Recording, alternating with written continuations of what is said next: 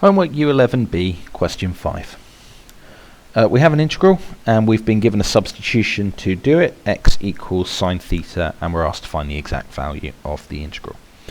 Now, not every question that can be done using the method of substitution will give you the substitution, but those can often be done in alternative ways, such as through standard patterns, and you have a couple of options of what you want to do.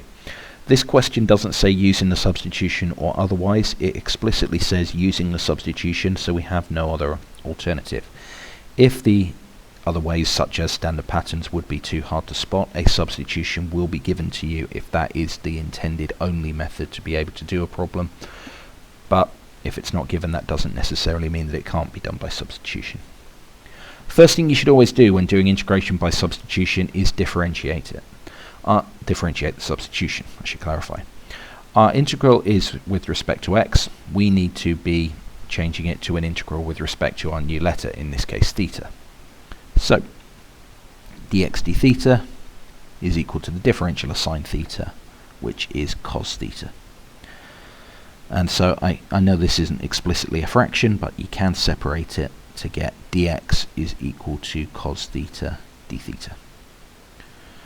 So the other thing I need to do is change the limits that I'm working with. If I plug in x equals half and use my calculator to solve half is equal to sine theta, I get theta equals pi by 6 radians. Because this is calculus, you have to work in radians, you can't use theta equals 30 degrees. The other sum to solve is 0 is equal to sine theta, and therefore theta is equal to 0. If it helps, write x equals on your limits if you feel that you're going to forget to change those limits over, and then after you've made the substitution you can start writing them as theta equals pi by 6 or 0. So I'm going to start substituting in all the terms that I've got. I've still got 1 on the top of my fraction. I can replace my dx with cos theta d theta, and I can replace my x squared with sine squared theta. So I have 1 minus sine squared theta all to the power of 3 over 2 as my denominator. 1 minus sine squared theta is cos squared theta. So I have cos squared theta to the power of 3 over 2 on the bottom. And I'm just going to simplify this into one term with a cos theta on the top. Integral between pi by 6 and 0 d theta.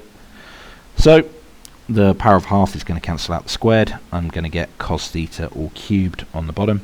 And so if I have to simplify cos theta over cos cubed theta, that is going to give me 1 over cos squared theta for my fraction. Now whenever I have more complicated trig terms, it's not just integrating sine or cos, I can look to see if they're in my formula book, and the integral of cos squared theta is not there. And I don't really want to write this as cos theta to the power of minus 2, that's going to cause all problems. You need to use a trig identity. Because 1 over cos squared theta can be written as sec squared theta. And sec squared theta is in the formula book when you come to integrate it. This gives me the integral tan theta. And now I've got limits of pi by 6 and 0. You just need to plug these in, and that gets me root 3 over 3 for my final answer.